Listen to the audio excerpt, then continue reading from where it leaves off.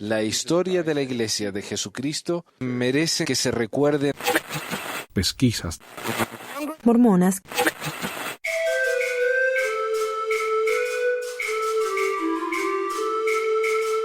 Problemas raciales y cómo afectan a la Iglesia. Charla dada por el apóstol Mark E. Peterson a un grupo de maestros de instituto en el año 1954 en la Universidad de Brigham Young en Provo, Utah. Mark E. Peterson fue un miembro del Consejo de los Doce desde el año 1944 hasta su muerte en el año 1984. En esta charla, el elder Peterson explica por qué la Iglesia se opuso al casamiento interracial, es decir, entre negros, blancos y gentes de otras razas. En esta charla voy a saltear algunas partes que personalmente considero poco importantes, repetitivas o que tienen poco que ofrecer. Estas partes van a ser mencionadas explícitamente y por el texto completo de la charla, por favor visite www.pesquisasmormonas.com. La discusión de los derechos civiles, especialmente en los últimos 20 años, ha demarcado algunas líneas muy nítidas. Ha cegado el pensamiento de alguna de nuestra propia gente, creo yo, ha permitido que sus afiliaciones políticas afecten su pensamiento hasta cierto punto, y como consecuencia, por supuesto, han sido persuadidos por algunos de los argumentos que se les han presentado. Es bueno que comprendamos exactamente lo que el negro tiene en mente sobre este tema.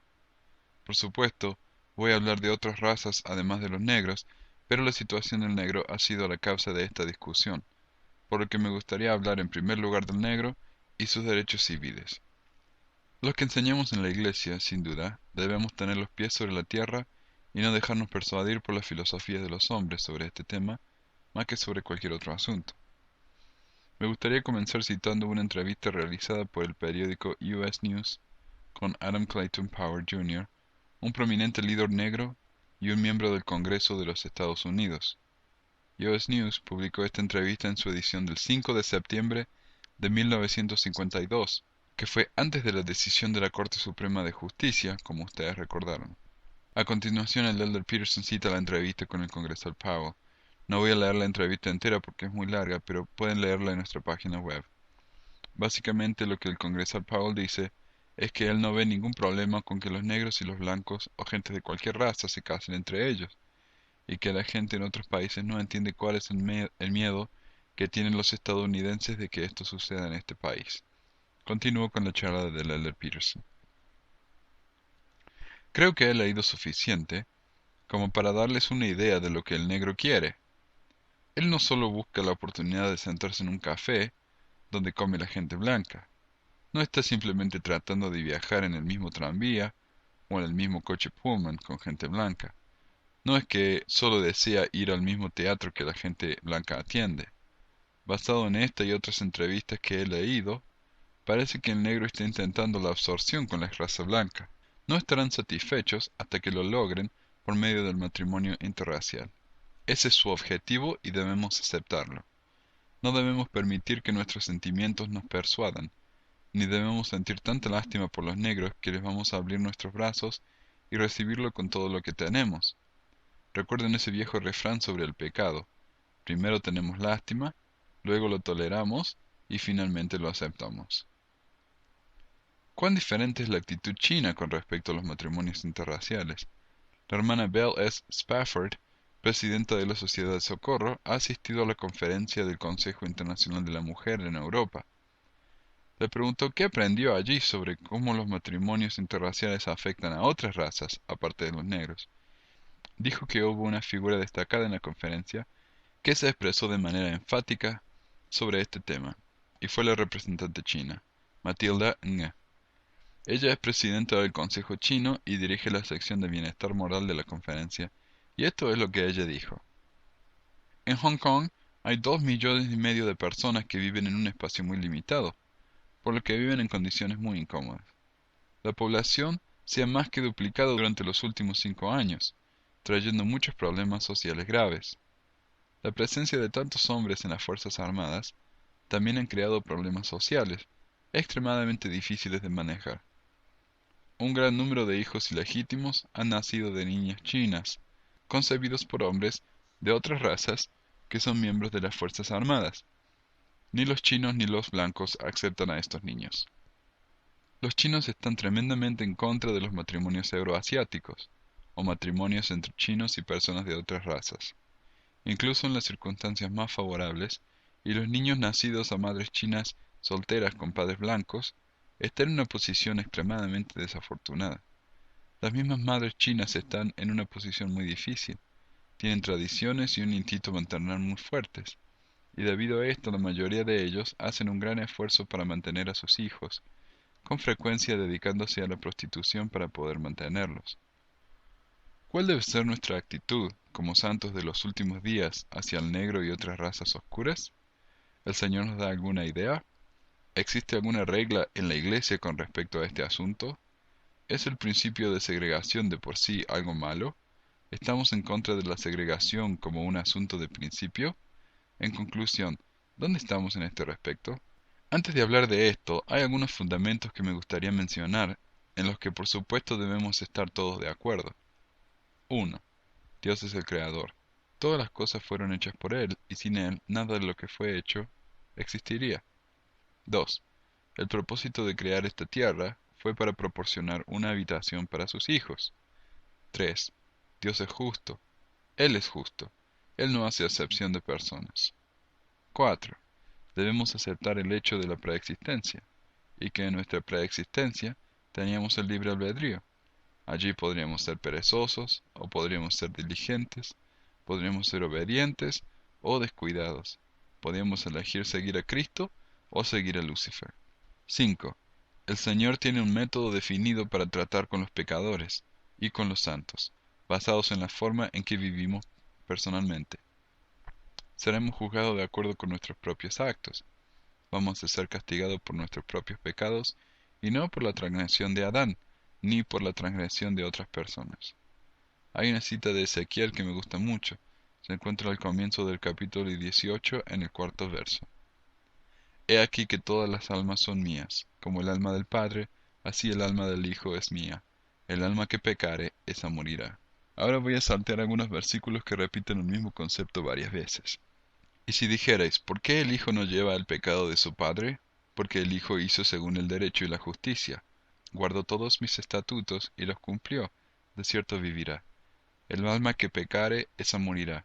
El Hijo no llevará el pecado del Padre, ni el Padre llevará el pecado del Hijo.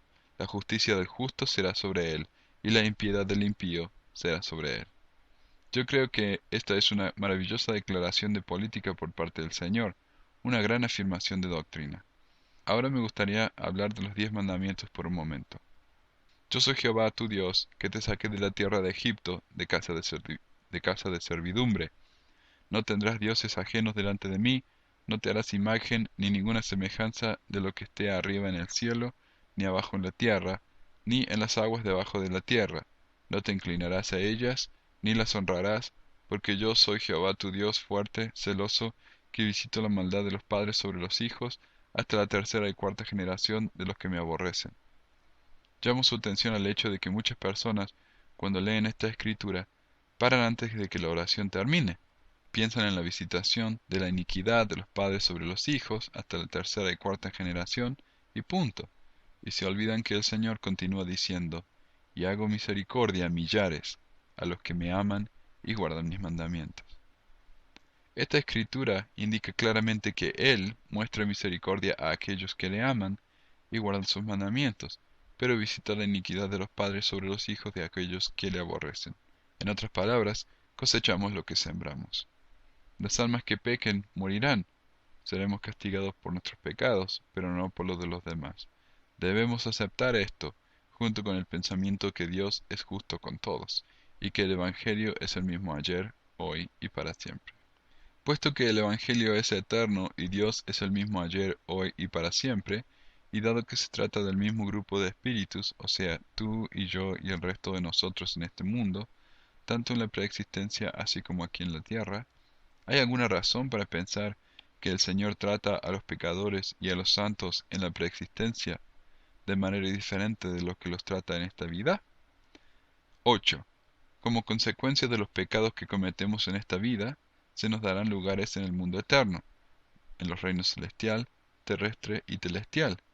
y como una estrella difiere de otra en gloria, así también es la resurrección de los muertos. Habrá gran variedad en las clasificaciones en el más allá. Todo esto basado en nuestro desempeño aquí en esta vida. 9. ¿Existe alguna razón para pensar que los mismos principios de recompensa y castigos no se nos aplica a nosotros y a nuestros hechos en la preexistencia como se aplicará en el mundo venidero? ¿Hay razón entonces por qué el tipo de nacimiento que recibimos en esta vida no es un reflejo de nuestro mérito o falta de mérito en la vida preexistente? Debemos aceptar la justicia de Dios. Él es justo con todos. No hace excepción de personas. Él nos recompensa de acuerdo con lo que nos merecemos. Con esto en mente, ¿de qué otra manera podemos explicar que algunos de los hijos de Dios nacieran en las áreas más oscuras de África, o en las zonas inundadas de la China, o en las hordas hambrientas de la India, mientras que algunos de nosotros nacimos aquí en los Estados Unidos? No podemos evitar la conclusión de que, debido a nuestro desempeño en la vida preexistente, algunos de nosotros nacimos como chinos, algunos como japoneses, algunos como indios, algunos como negros, algunos como americanos, algunos como santos de los últimos días. Son recompensas y castigos que, en completa armonía con la regla establecida de cómo tratar a los pecadores y a los santos, premia a todos de acuerdo con sus hechos. Me gustaría leerles del libro El Camino a la Perfección por el presidente Joseph Fielding Smith. Creo que los capítulos de este libro, principalmente 3 de ellos, proporcionan la mejor declaración de nuestra posición sobre los matrimonios interraciales y ciertamente se los recomiendo. Voy a comenzar a leer en la sección Preasignaciones a naciones o tribus. Nuestro lugar entre las tribus y las naciones evidentemente se nos fue asignado por el Señor. Que hubo una asignación de este tipo antes de que comenzara la vida en la tierra es algo que está declarado en las Escrituras. Ciertos espíritus fueron elegidos para venir a través del linaje de Abraham, y esta elección fue hecha al principio. También se hicieron otras elecciones, y las naciones fueron determinadas por el Concilio de los Cielos. Cuando Pablo estaba hablando en el Areópago, dijo a los atenienses: Varones atenienses, en todo observo que sois muy religiosos, porque pasando y mirando vuestros santuarios, hallé también un altar en el cual estaba esta inscripción: al Dios desconocido, al que vosotros adoráis, pues sin conocerle es quien yo os anuncio. El Dios que hizo el mundo y todas las cosas que hay en él, siendo Señor del cielo y de la tierra, no habita en templos hechos por manos humanas, ni es honrado por manos de hombres, como si necesitase de algo, pues Él es quien da a todos vida y aliento y todas las cosas, y de una sangre ha hecho todo el linaje de los hombres, para que habiten sobre toda la faz de la tierra, y les ha prefijado el orden de los tiempos y los límites de su habitación. Si el Señor designó a las naciones los límites de su morada, entonces debe haber habido una selección de espíritus para formar estas naciones, y creo que debemos reconocer esto. Allí debe haber habido una selección de los espíritus para formar estas naciones. Moisés ha declarado lo mismo con mayor claridad. A continuación el presidente Smith cita Deuteronomio. Acuérdate de los tiempos antiguos, considera los años de muchas generaciones. Pregunta a tu padre y él te declarará, a tus ancianos y ellos te dirán, cuando el Altísimo hizo heredar a las naciones, cuando hizo dividir a los hijos de los hombres, estableció los límites de los pueblos según el número de los hijos de Israel, porque la porción de Jehová es su pueblo, Jacob la heredad que le tocó. Deuteronomio 32. Si se establecieron límites según el número de los hijos de Israel, y ellos eran la porción del Señor, es decir, aquellos con quienes el Señor hizo un pacto, cuando el Señor dividió a los hijos de Adán, se debe haber hecho antes de que comenzara esta vida en la tierra, ya que en estos días de antaño, cuando esta división fue hecha, la nación de Israel no había sido traída a existencia sobre la tierra. ¿No es razonable pensar que el Señor seleccionaría a los mejores espíritus para que vinieran a las mejores naciones de esta tierra? ¿No es razonable creer que los espíritus menos dignos vendrían a través de linajes menos favorecidos? ¿No piensan que esto explica los diversos grados de color y grados de inteligencia que encontramos en la tierra? ¿No está el Señor haciendo lo mejor que puede por la gente de la tierra, conforme con las leyes de justicia y misericordia? En su misericordia, Él tiene un lugar de salvación con cierto grado de exaltación, incluso para los paganos y para aquellos que mueren sin ley. Sin embargo, No debemos ignorar el hecho de que estas condiciones mundanas son la causa, en gran medida, de rebelión y desconocimiento de las leyes de Dios en esta vida. Retroceso ha venido a la humanidad porque ésta ha rechazado los consejos y mandamientos del Todopoderoso. Progreso ha llegado en gran parte porque el hombre ha estado dispuesto a caminar, al menos en parte, en la luz de la divina inspiración.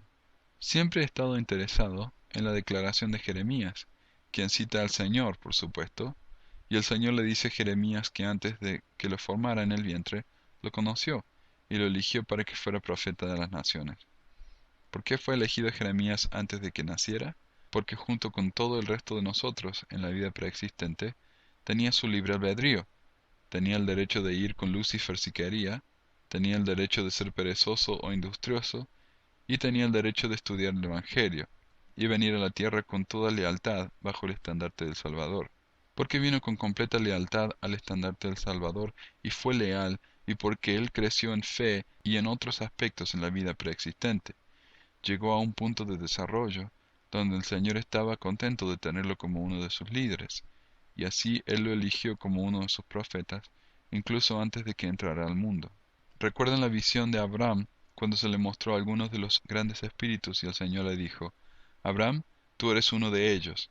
¿Por qué fueron elegidos estos espíritus sobre otros? ¿Hace el Señor acepción de personas?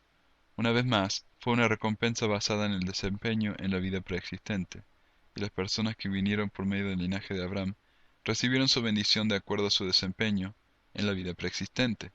Las personas que no se comportan tan bien en la vida preexistente obviamente recibieron algún otro nacimiento. Creo que esta declaración del hermano Smith aquí es maravillosa.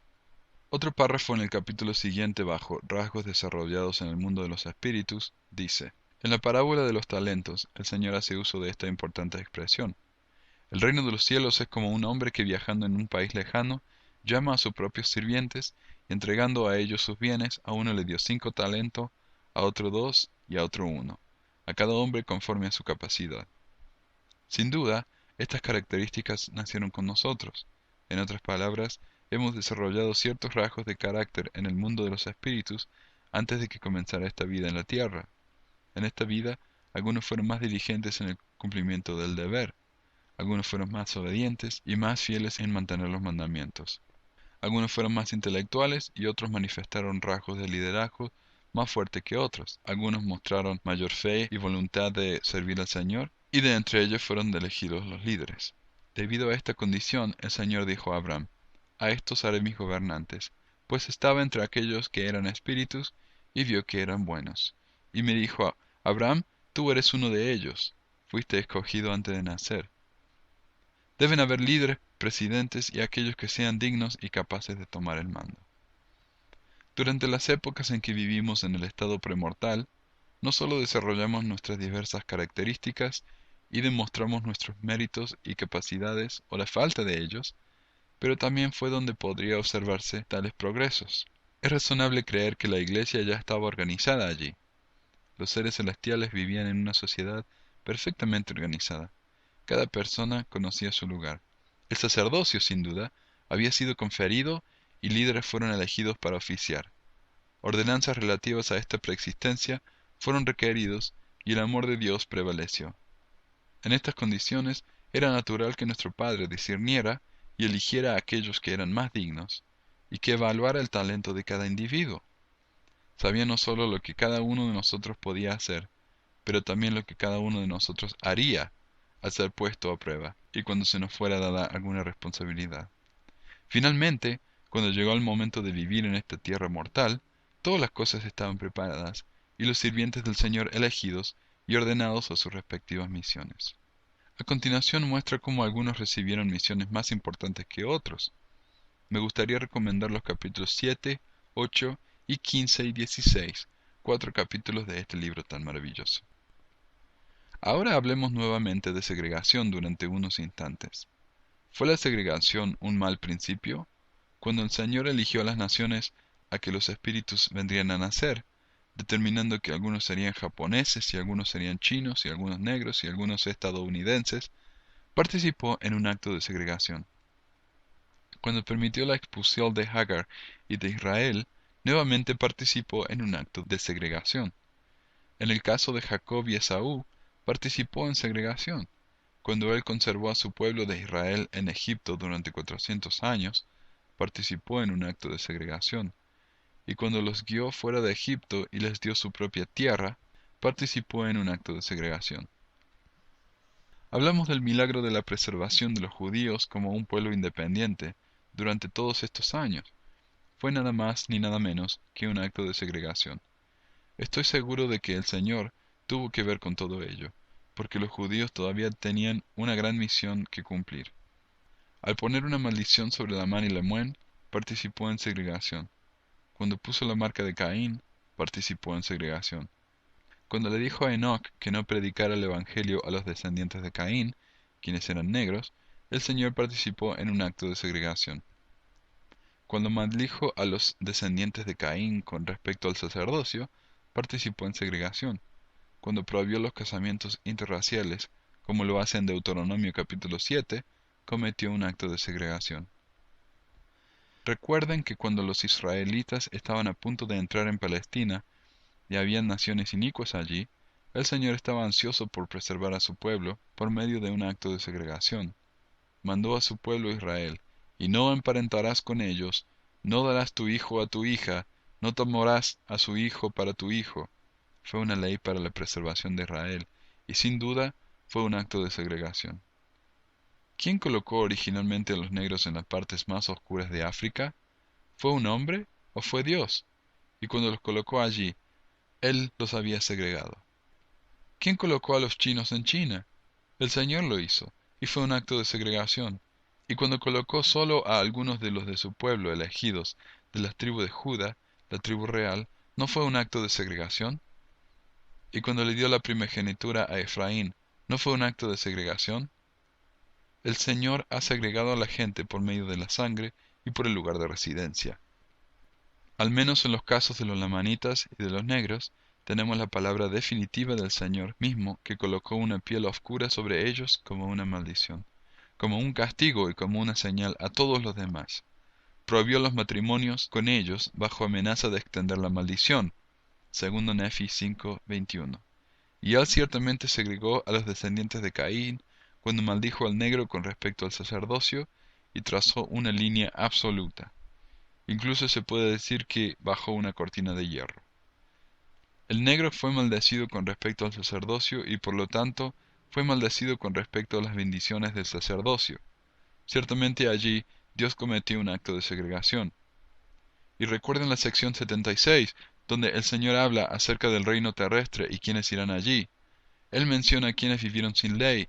Supongo que esto quiere decir que durante sus vidas, a estas personas mencionadas, no se les permitió tener la ley del Evangelio, y por lo tanto se les asignó directamente el reino terrestre. ¿No es eso segregación? Pongámoslo de otra manera, en el mundo venidero, algunos de nosotros iremos a la gloria celestial, algunos a la terrestre, otros a la celestial, y se nos ha dicho que como una estrella difiere de otra estrella en gloria, así es también la resurrección de los muertos, por lo que habrá una gran variación allí. ¿Pero no es eso segregación? Y recuerden que él mismo dijo con respecto a algunos de ellos, a donde Dios y Cristo moran, no podrán venir por los siglos de los siglos. Eso es segregación.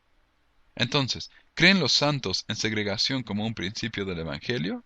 Consideremos por un momento la gran misericordia de Dios. Un chino nacido en China con piel oscura y con todas las desventajas de esa raza y con las pocas oportunidades que tienen. Pero pensemos en la misericordia de Dios hacia los del pueblo chino que están dispuestos a aceptar el Evangelio, a pesar de lo que podrían haber hecho en la preexistencia para justificar haber nacido como chinos. Si en esta vida aceptan el Evangelio y lo viven por el resto de sus vidas, entonces pueden tener el sacerdocio, ir al templo y recibir sus investiduras y sellamientos. Y eso significa que pueden tener la exaltación. ¿No es la misericordia de Dios maravillosa?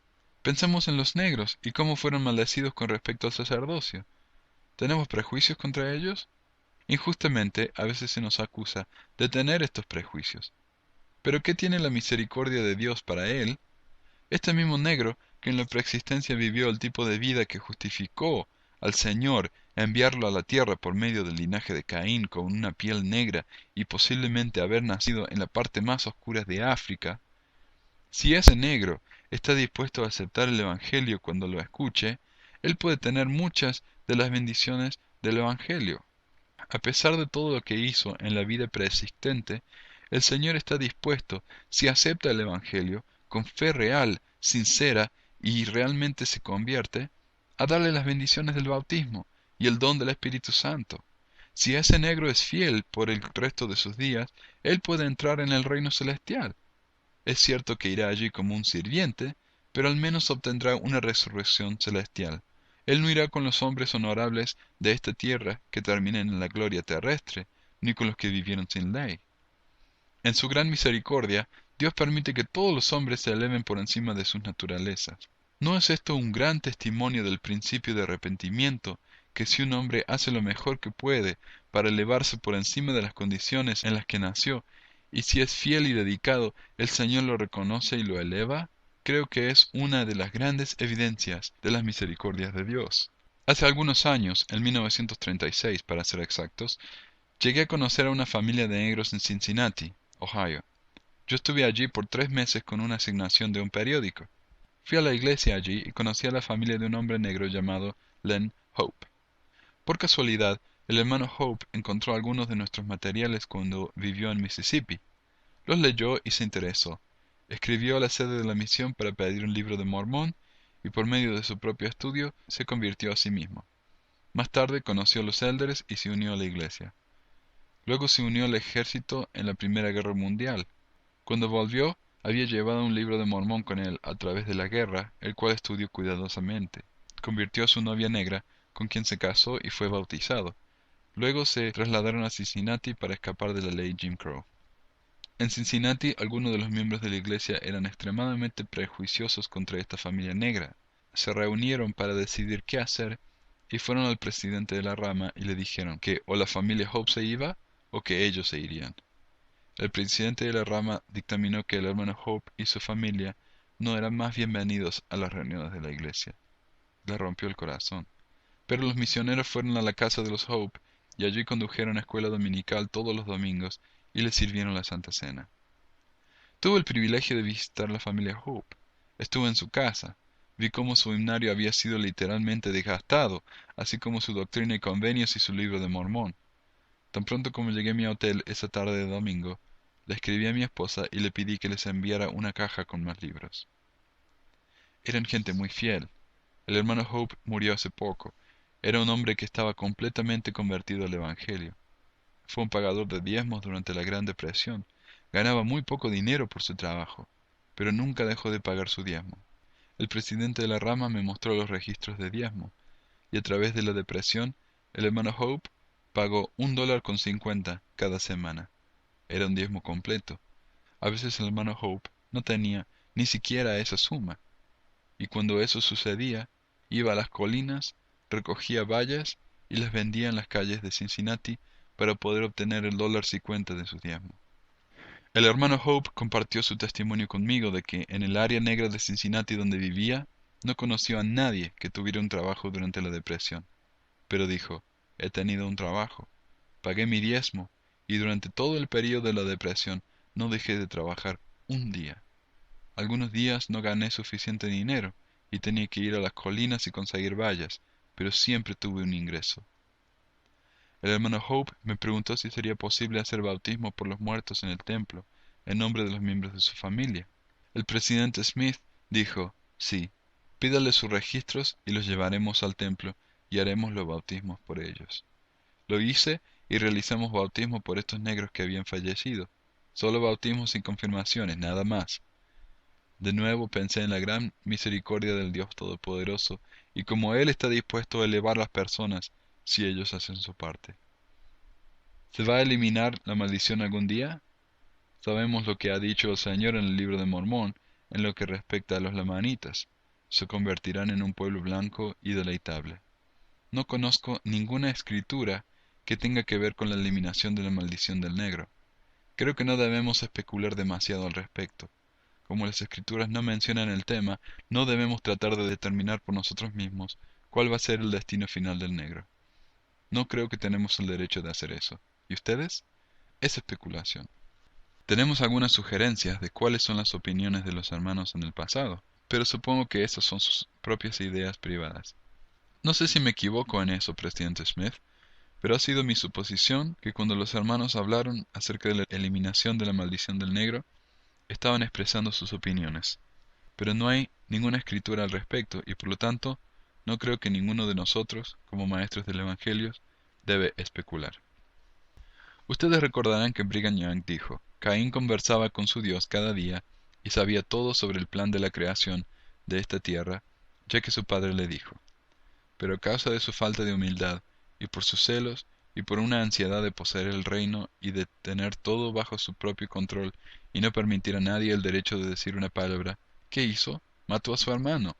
A continuación, el Señor puso una marca sobre él. Cuando todos los hijos de Adán hayan tenido el privilegio de recibir el sacerdocio y de entrar en el reino de Dios, y de ser reunidos en los 4 puntos de la tierra, y hayan recibido la resurrección, entonces será tiempo suficiente para eliminar la maldición de su posteridad. Él privó a su hermano del privilegio de seguir su viaje por la tierra, y de extender su reino, multiplicándose en la tierra, y porque lo hizo, él es el último en compartir los gozos del reino de Dios. El presidente Woodruff agregó, el Señor dijo, no mataré a Caín, pero voy a poner una marca sobre él, y esa marca se verá en la cara de cada negro sobre la faz de la tierra. Es el decreto de Dios que la marca permanecerá en la descendencia de Caín, hasta que la descendencia de Abel sea redimida, y Caín no recibirá el sacerdocio hasta que esa redención ocurra. Si un hombre tiene una gota de sangre de Caín en él, no puede recibir el sacerdocio. Pero llegará el día cuando todos los miembros de esa raza van a ser redimidos y van a poseer todas las bendiciones que nosotros tenemos ahora. Yo no podría agregar nada más al respecto porque no sé nada más que esto, así que lo dejaré allí. No debemos hablar de los misterios de lo que va a pasar con el negro en las eternidades lejanas, porque el Señor ha guardado silencio sobre este tema. Ahora, ¿cuál es nuestra política con respecto a los matrimonios interraciales? Con respecto a los negros, por supuesto, hay solo una respuesta posible. No debemos casarnos con ellos. ¿Por qué?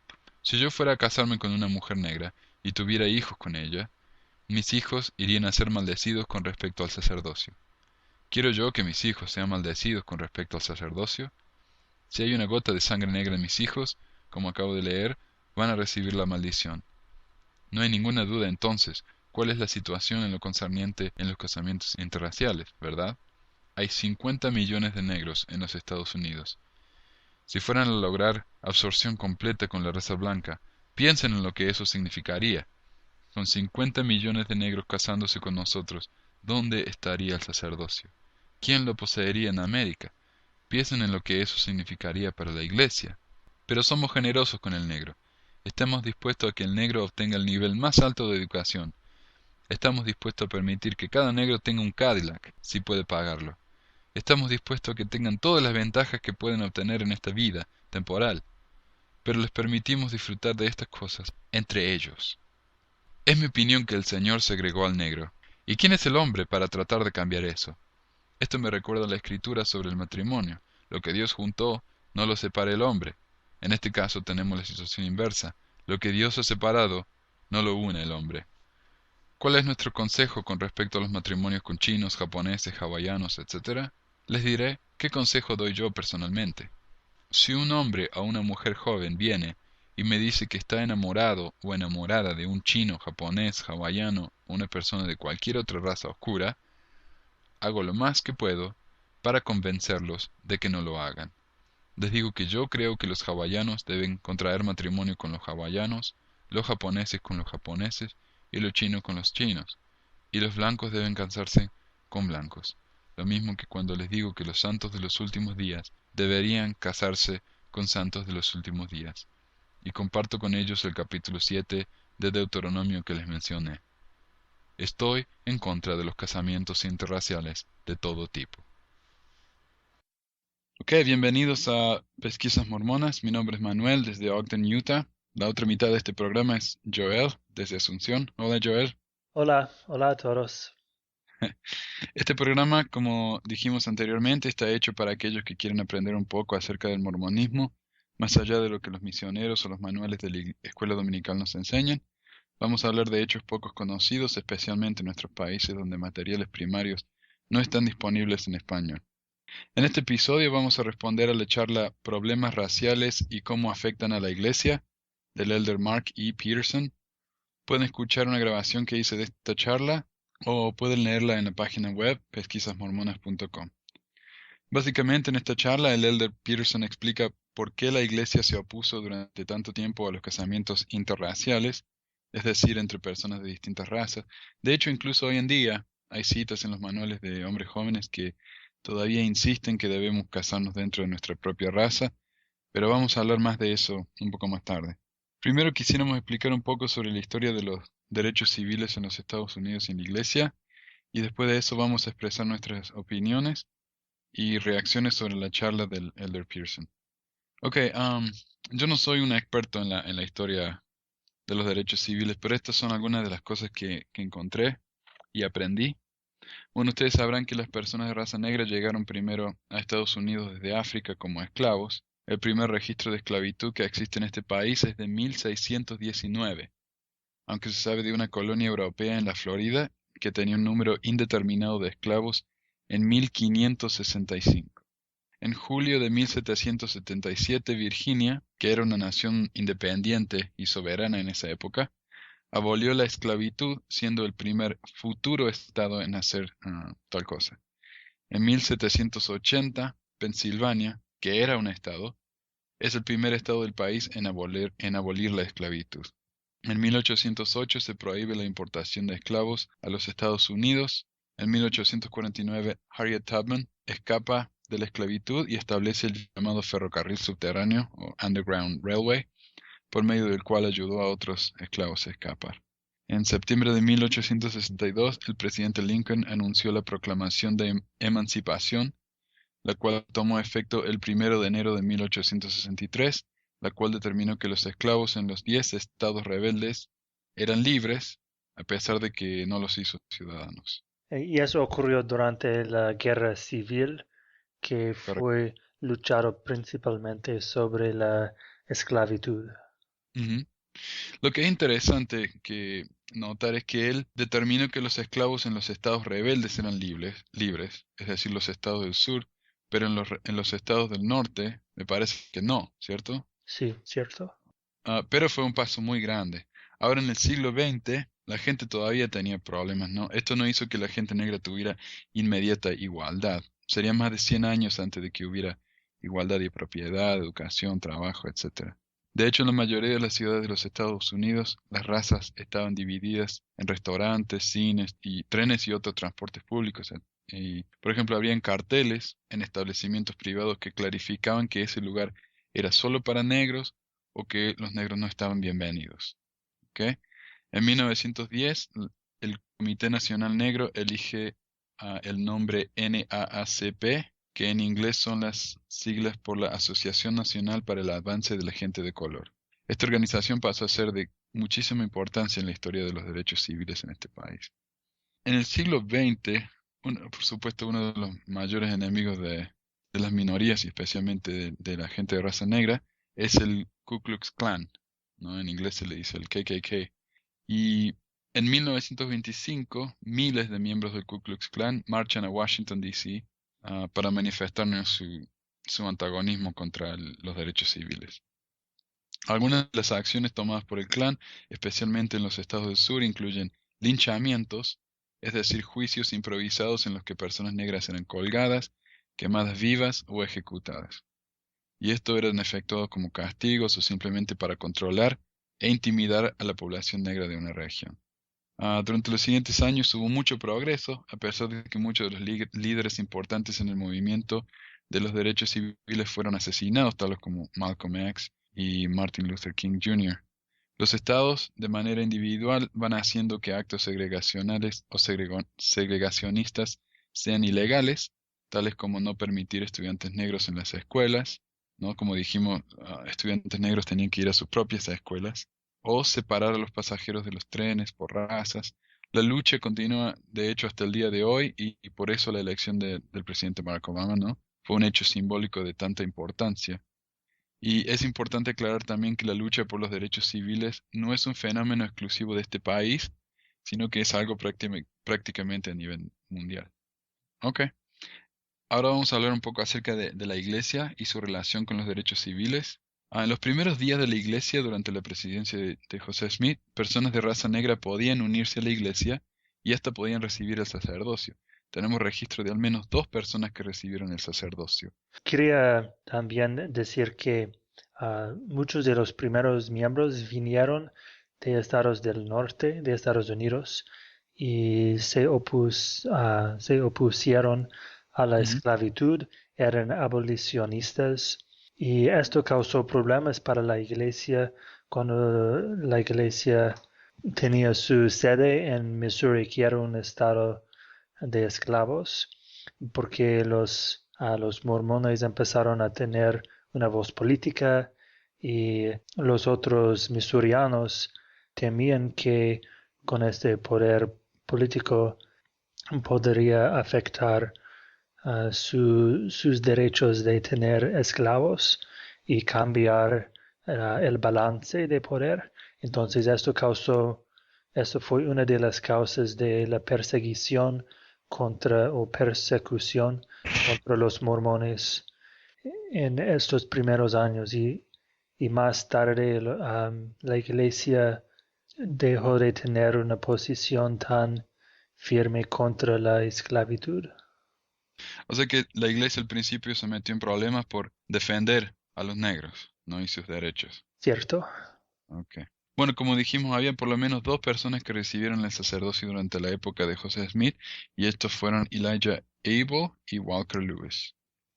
Ahora, no fue hasta la época de Brigham Young, en 1852, que dio una proclamación en la legislatura del territorio de Utah, antes de que fuera un estado, y él declaró que los negros no podían recibir el sacerdocio. Su argumento era de que Caín había sido maldecido del Señor y le prohibió recibir el sacerdocio. Y como sabemos en la iglesia, ¿no? Se cree que la gente de raza negra son descendientes de Caín, y esa es la marca que les dio el Dios. De hecho, cualquier persona, dijo a Brigham Young, cualquier persona con una sola gota de sangre de la línea de Caín no puede recibir el sacerdocio. Durante los 50 y 60, los líderes de la iglesia insistieron en discursos y en libros que los negros debían tener los mismos derechos que el resto de los ciudadanos americanos, ya sea con respecto a educación, trabajo, propiedad, etcétera. En ese respecto, la iglesia tenía una actitud igual o más progresiva que el resto del país. Sin embargo, con respecto al movimiento de los derechos civiles, la iglesia prefirió no participar. En 1974, la iglesia permitió que niños negros participaran de los Boy Scouts, pero solamente aquellos que tenían el sacerdocio arónico en el oficio de diáconos podían ser líderes, lo que significó que los niños negros no podían tener ese cargo de liderazgo. El NAACP, que mencionamos anteriormente, hizo juicio contra la iglesia y ganó, por lo que la iglesia tuvo que cambiar las reglas. A pesar de la prédica de igualdad, la iglesia mantuvo que los negros no podían tener el sacerdocio, y trataron de explicar que su oposición al movimiento de los derechos civiles no tenía nada que ver con el racismo. El presidente Ezra Taft Benson trató de explicar que la razón por la que la iglesia se opuso al movimiento de derechos civiles fue porque en realidad los negros estaban siendo usados por los rusos para establecer una sociedad comunista en los Estados Unidos. Esto no es una visión, una opinión de todos los miembros de la iglesia, sino que esto era particularmente del presidente Benson. La explicación es un poco larga y estoy seguro que podemos probablemente dedicar un programa entero al tema, pero básicamente la amenaza de comunismo era como un cuco, ¿no? Algo usado para asustar al ciudadano común. Y al conectarlo con la lucha por los derechos civiles, el presidente Benson logró darle un tono un poco más amenazante.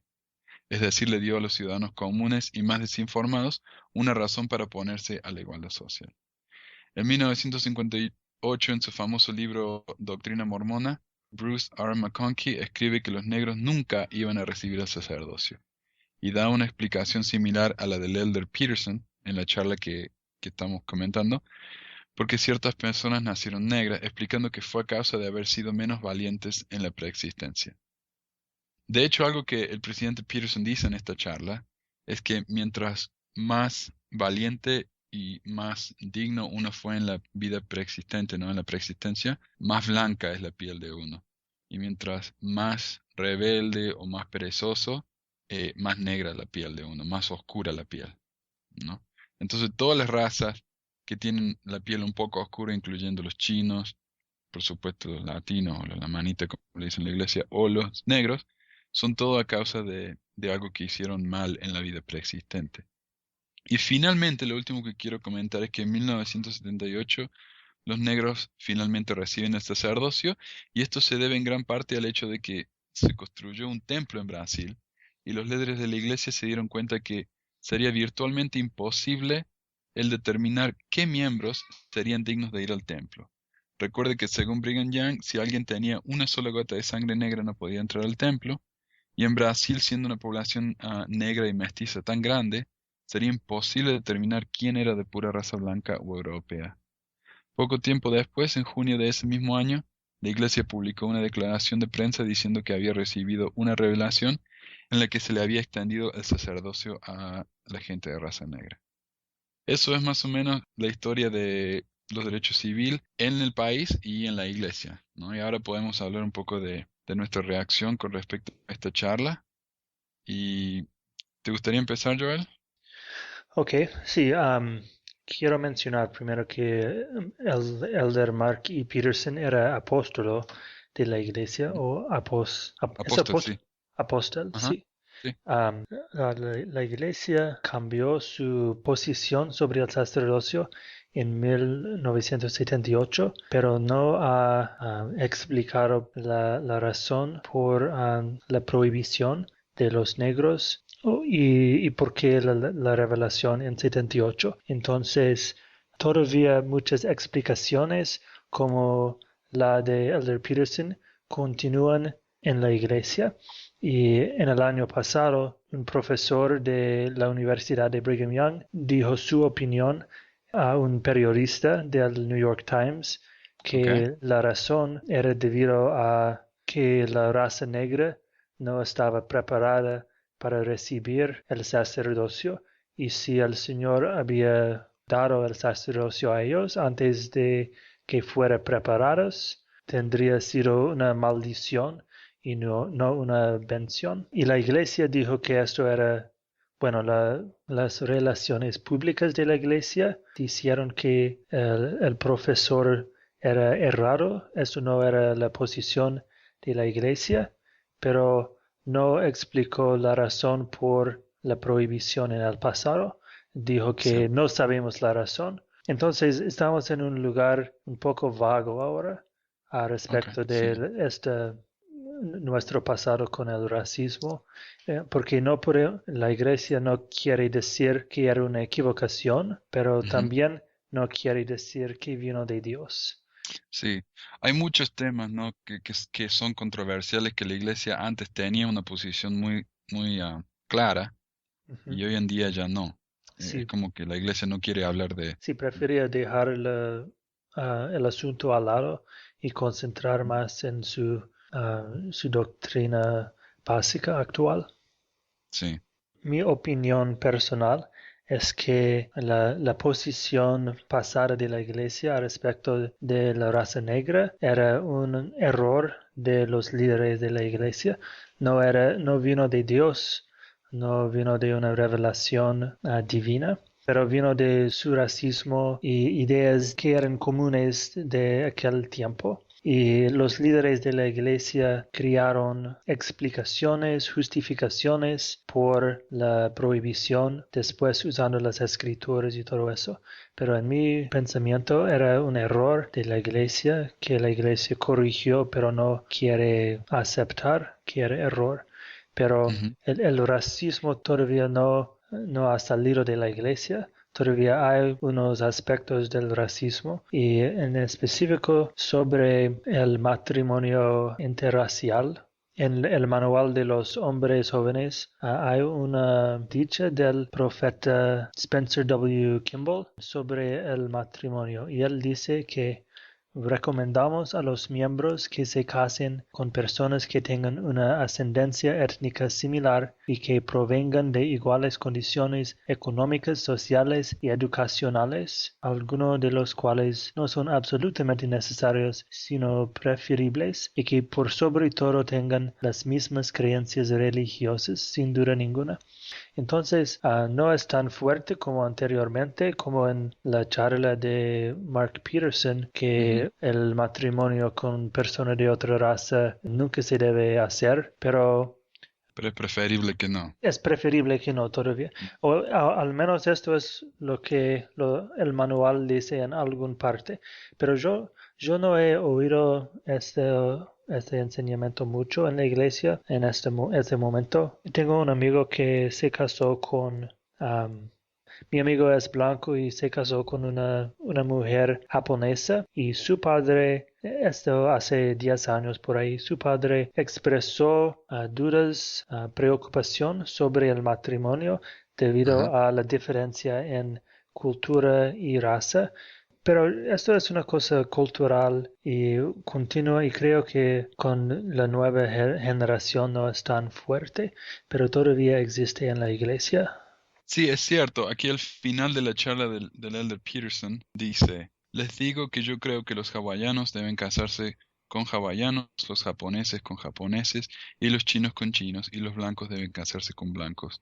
Lo mismo que les digo que los santos de los últimos días deberían casarse con santos de los últimos días.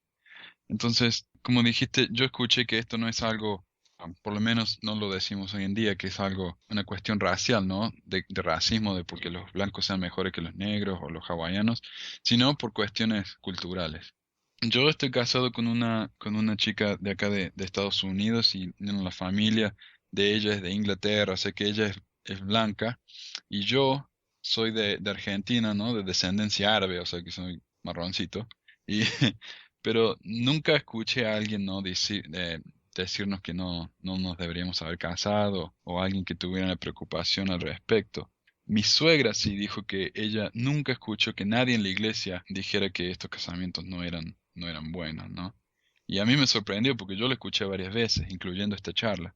Así que por eso yo quiero compartir esto, porque para mí es algo personal. Pero esta charla no solo es prueba de lo que le dije yo a mi suegra, que esto era cierto, sino que nos da una idea de otras actitudes de líderes mormones que son claramente racistas, ¿no? En esta charla, el elder Peterson, como mencioné anteriormente, dice que es según nuestro nivel de rectitud en la preexistencia, a la razón por la que recibimos el color de piel en esta vida. Si fuimos muy buenos y valientes, nos va a tocar una piel blanca e incluso hasta una familia santa de los últimos días. Si fuimos menos buenos o valientes, nos toca una piel un poco más oscura. Y si fuimos malos o cobardes, nos toca una piel negra. Esto, por supuesto, no es algo que la iglesia continúa afirmando. La iglesia no dice eso hoy en día.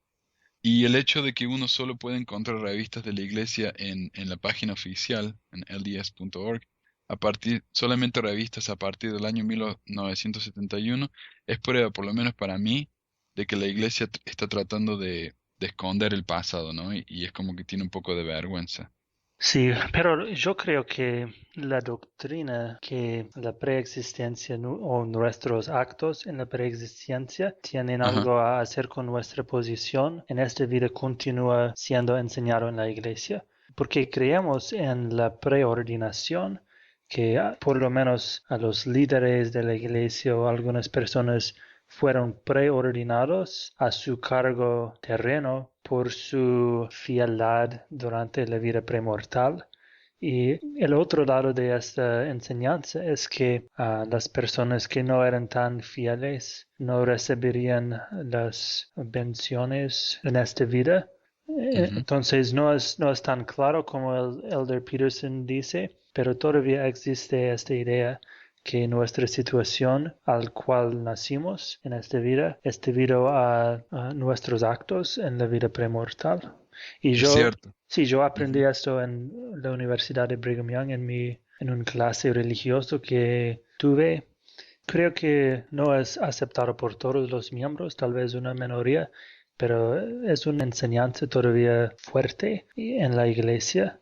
Y el aspecto racista, no oímos más sobre este aspecto, pero todavía hay esta idea de preordinación, de recibir nuestra posición por nuestros actos en el pasado.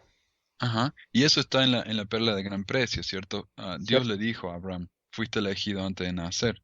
Y eso Ajá. fue a causa de su rectitud. Y yo me acuerdo una vez, tuve una charla con un líder cuando estaba en Argentina, y yo me pregunté, ¿no? ¿Por qué no hay líderes de la iglesia que son latinos? Había en esa época uno que era miembro del quórum de los 70, pero nada más. Y él me dijo, bueno, porque no hay ningún miembro latino que tenga la rectitud suficiente como para ser un apóstol. Pero ahora yo pienso, ¿no? Si fuimos preordenados para ser líderes de la iglesia como José Smith, como los apóstoles de hoy en día, ¿por qué no hubo ningún latino que fue preordenado? Si el Señor hubiera dicho, ok, el hermano Juan González es digno de ser un apóstol en la vida siguiente, ¿por qué no?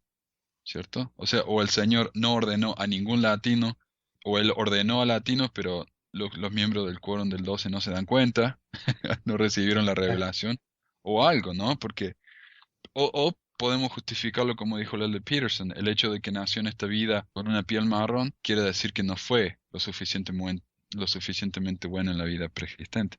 Y tal vez por eso es que el único extranjero en el quórum de los 12 es alemán y es blanco, Sí. ¿no? Sí, y hace pocos años que la iglesia, que el porcentaje de miembros de la iglesia fuera de Estados Unidos superó el número de miembros estadounidenses, pero 11 de los 12 apóstolos son estadounidenses. La Ajá, gran mayoría de los 70 son norteamericanos. Entonces, la diversidad de los miembros no es reflejado en el liderazgo de la iglesia. cierto. Lo último que yo quería mencionar, que esta es la parte de la charla donde realmente me molesta y me hizo enojar un poco, ¿no? El hecho de que el Elder Peterson justifica la segregación diciendo que Dios también segregó, para mí es algo muy triste. Es como que el Elder Peterson manipula y distorsiona las escrituras para acomodar su propia versión del Evangelio. La parte más chocante para mí fue cuando dice que los negros van a poder ir al reino celestial, pero solo como sirvientes. Y para mí esto es difícil, ¿no? Porque teniendo en cuenta la historia de esclavitud en este país, esa declaración suena, en mi opinión, terriblemente racista.